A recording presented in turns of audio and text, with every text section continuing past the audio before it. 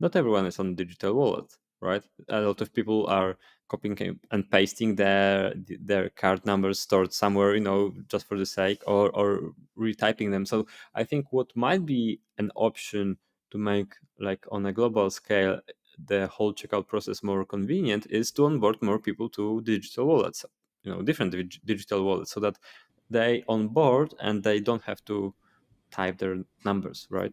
For sure. And also for the things like, you know, pre-populating checkout fields in general, like outside of the, like some of the browsers actually, and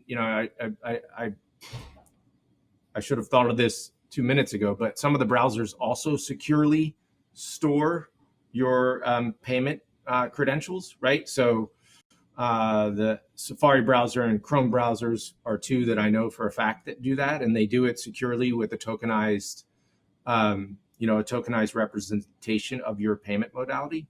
And so that's also another option that, that customers could use. There's certainly no foolproof way, no 100% way to protect yourself as a customer or even as a merchant against fraud. The fraudsters always seem to stay a step or two ahead of the rest of us, but there is some pretty strong, generally accepted, and highly successful methods to keep Mhm. prudent and safe. And we we were discussing this from the perspective of the individual and how the merchant should think about their security. You alluded to that, but I'm curious, if you could dive a little bit deeper. What merchants should do? Uh, is there Are there any strategies for merchants, or best practices, except like using reliable, components for their e-commerce platform? But what else can be done by the merchant to ensure not be a victim of frauds? Number one is keep their website updated to the latest versions of the checkout, whatever their provider is, whether it's a WooCommerce or Wix or Squarespace, Shopify, etc. Always keep your your website and your checkout updated to the latest versions of the software, because many of those versions, the reason that they're updated in many times is to fix vulnerabilities or things along those lines, right? And so that's number one, first and foremost. Number two, make sure they're using a payment service provider that that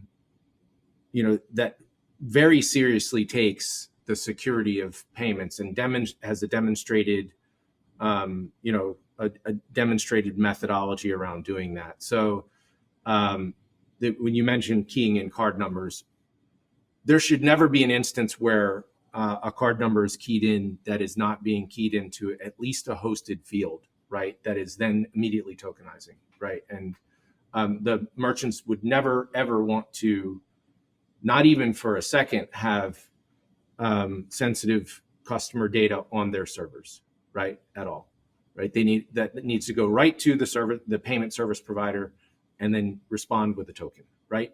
So that's number two. Number three, whenever possible, if appropriate, like fully hosted checkout experiences take the merchant even farther out of scope of of these types of vulnerabilities, right? So but when you have a fully hosted experience, let's say it's hosted by the payment service provider, you generally you may be compromising sort of the user experience and the look and feel of the checkout versus versus the rest of the store. So there's considerations to be taken. I think they should really just consult their service provider, their agency or developer, or their technologist in-house that is building and maintaining their site. And the last thing that I think is really important for merchants to do is have, either have scanning software that is constantly scanning for vulnerabilities around these types of things, or hire, a QSA or one of these companies that is really their whole purpose is to help protect online businesses against vulnerabilities related to payments and otherwise. So